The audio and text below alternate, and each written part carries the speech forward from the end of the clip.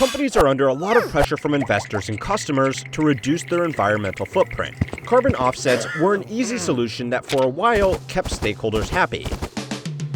Unfortunately for the companies patting themselves on the back for their ESG efforts, people eventually realized that these offsets achieved nothing. Major investors have lost hundreds of millions of dollars in just the last week, and now a multi-billion-dollar speculative market that you weren't supposed to know about is imploding. A Dutch court says Shell must reduce its CO2 emissions by 45% by the year 2030. But environmental groups are really skeptical. They argue that offsetting now can simply be a way for the wealthy to avoid or delay taking the necessary steps to reduce their use of fossil fuels. We issued $5.75 billion in sustainability bonds, the largest by any company in history.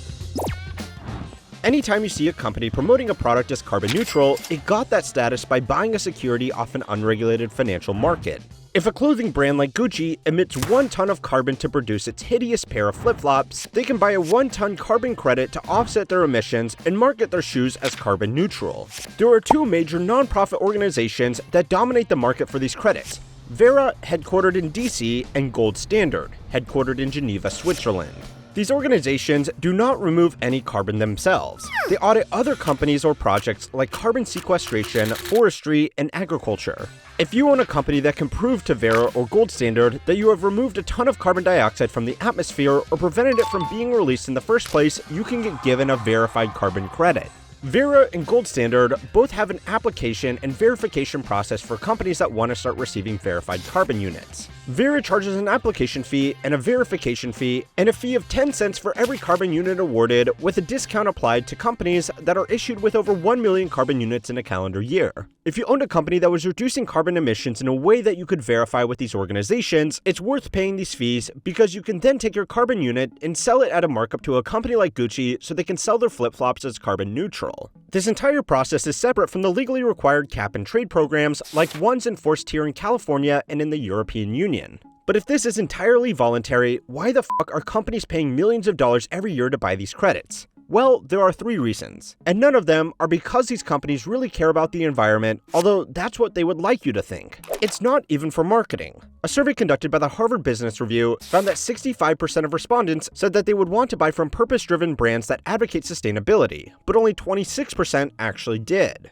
If you have ever seen a carbon-neutral logo while doing your shopping and acted on it, well done. But most people are not like you. The 3 real reasons companies are spending billions of these voluntary credits are the same reasons that the whole system is now falling apart. The first reason companies are actually doing this is because it lets them take advantage of new investment trends. ESG stands for environmental, social, and governance, and it has been a popular investing practice since 2008, when a lot of companies were criticized for immoral conduct. Investors wanted to put their money into companies with good ethics for 2 reasons. The first reason was because they thought they could generate better returns. Companies in environmentally friendly fields looked like the future, and if the companies that collapsed in the mortgage crisis had better governance, they might have survived in the first place. The second reason was because people wanted to pat themselves on the back for doing a good thing by only supporting companies that were ethical. Unfortunately, it is questionable at best if these well-intentioned investors achieved either of these goals. In the beginning, ESG investing required people to individually pick their stocks and research the company's financial and operational credentials as well as their ESG performance. It was time-consuming, and individual stock picking is very risky. The trend took off when asset managers like BlackRock and Vanguard introduced mutual funds and index funds with their own ESG certifications.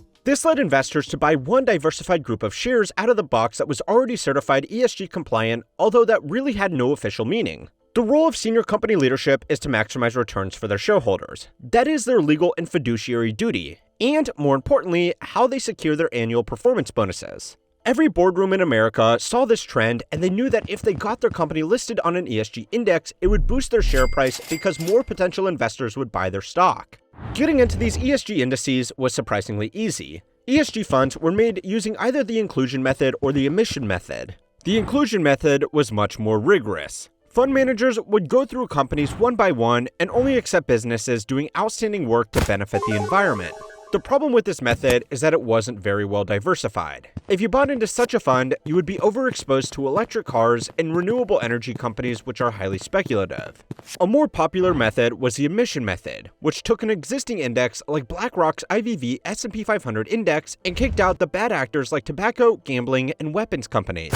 These funds still wanted diversity in their asset base, so they let these companies back in if they could prove that they were better than other companies in the same industry. And the easiest way that companies found to get past the ESG bouncer was to offer carbon-neutral products. And that's how companies like Royal Dutch Shell, Exxon, and Nestle made it into the ESG funds, but Tesla was excluded from them. You don't have to like Musk, but it's hard to argue that the company that made electric cars mainstream is a worse ESG candidate than the world's largest oil companies. Suspicious. Very suspicious. The performance of ESG funds was initially promising, although that had a lot to do with the investors rushing into the space rather than business fundamentals. In a recent Journal of Finance paper, University of Chicago researchers analyzed the Morningstar sustainability ratings of more than 20,000 mutual funds representing over $8 trillion of investor savings. Although the highest rated funds in terms of sustainability certainly attracted more capital than the lowest rated funds, none of the high sustainability funds outperformed any of the lowest rated funds. The actual power that companies like BlackRock and Vanguard have over the companies they invest in on behalf of their clients is usually overstated, but even they have started pulling back on ESG initiatives.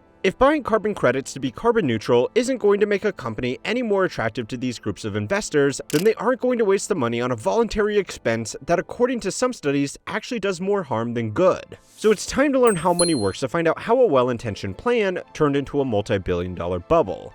This week's lesson was sponsored by Babbel, one of the top language learning apps in the world. Its intuitive lessons help you learn a language through real-life conversations. Fall is a season of learning. Whether you're headed back to school or just want to try something new, Babbel is the all-in-one tool to start having real conversations in a new language. I've tried to spend some time to learn how to play the piano, but I just can't commit to doing it. Learning a language through Babbel is much different though. Babbel's expert-crafted lessons, immersive podcasts, and addictive games flip the script, making it easy to stick with language learning and reach your goals. I've been using Babbel for a few months now, and I love how it fits into my daily life. I can do a quick lesson while having my morning coffee or during a lunch break. What I like about Babbel is that the lessons are designed by real language teachers. It's scientifically proven to help you start speaking a new language in just 3 weeks. So if you're like me and enjoy learning, I recommend learning a new language with Babbel. And here's the best part. You can get 60% off your subscription. Just go to the link in the description. What language would you learn? Let me know in the comments. The companies that make carbon credits, the company that use carbon credits, and the nonprofits that regulate this voluntary market are not the only players in this game. The market for carbon credits became so large that hedge funds started trading carbon credits in unregulated private markets. The price of carbon credits varies depending on how many projects are producing the credits by taking carbon out of the atmosphere and how many companies are buying the credits to make their products carbon neutral. Trading firms like the Trafigura Group moved into this market and attempted to profit by speculating on these price fluctuations. Unfortunately for them, they have now lost a significant amount of money because the value of voluntary carbon credits has fallen from a high of $19 in January of 2022 to $1.77 in September of 2023. A loss of more than 90% in 18 months. And that's because of the second reason this market became so popular to begin with. It slowed down regulation. There are other markets for carbon credits that are not voluntary. The largest of such is the European carbon credit market.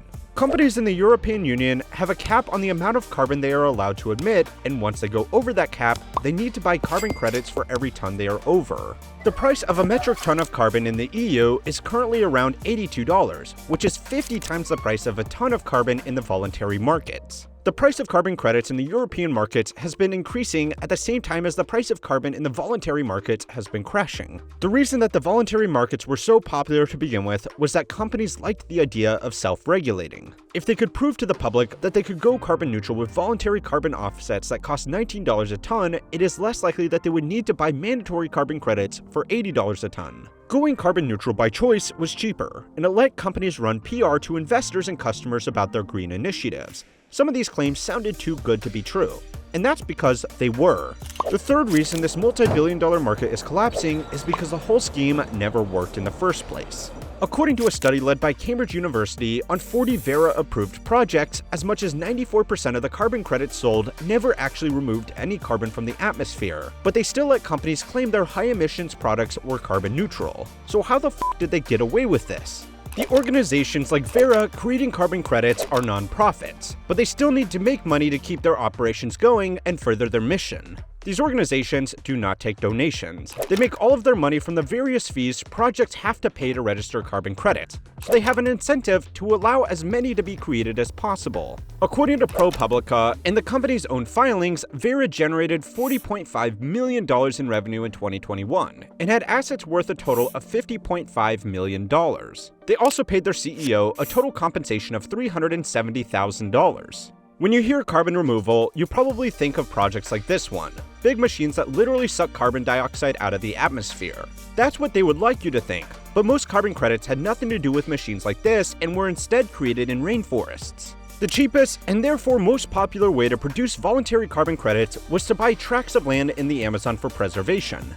The trees not logged were accepted by Verra as carbon that won't be released into the atmosphere, so they qualified for carbon credits. Preventing deforestation is a great cause, but the Cambridge report revealed that most of the land set aside for preservation was never going to be logged anyway because it was too remote and difficult to get to, which is why it was cheap to begin with. Because this land was useless for any company, it was very cheap, so it became the most popular way to generate carbon credits. Following this report, Verra's CEO that had run the carbon credit certifier for 15 years resigned. In a press statement, the nonprofit said his sudden departure was made for unrelated reasons. The bombshell report has attracted the attention of regulators, which are now cracking down on the carbon-neutral branding. Investors and customers trusted these certifications and changed their investing and purchasing habits around them, believing they would do some good. This put less pressure on businesses to pursue real solutions that actually would have a positive impact on net emissions. And I'm a fan of carbon offsets in the sense that they can help mitigate climate change. They absolutely can. But, if we're not going to do it correctly, in a way that actually does help mitigate climate change, then it's nothing but a distraction. The trading firms that were holding on to these carbon credits with the long-term vision that they would become more valuable in the future have had to write them off as completely worthless because companies are no longer interested in buying them. In an interview with Bloomberg, the head of carbon trading at Trafigura, the largest carbon credit trader in the world, said that the complete loss in value in some corners of the voluntary carbon credit market is unlike anything she's witnessed. Now that Verra and Gold Standard have put new restrictions in place to define what counts as an offset, a new registry opened in the Middle East to hand out offset certifications to companies that don't care and just want to put carbon neutral stickers on the stuff they sell. The fourth reason that this market is collapsing is because companies have realized there are more effective ways to lobby against regulation, and they have learned from the masters of the trade. Two brothers that have used their money and influence over politics to shape laws in their favor and build the largest private company in America. Go and watch my video on the Koch brothers over on How History Works to find out how a business that got its start in the Soviet Union has kept regulations like carbon limits out of America for half a century. If you want to watch these videos daily and get articles that will never be made into videos on YouTube, then go and subscribe to my email newsletter Compounded Daily to keep on learning how money works.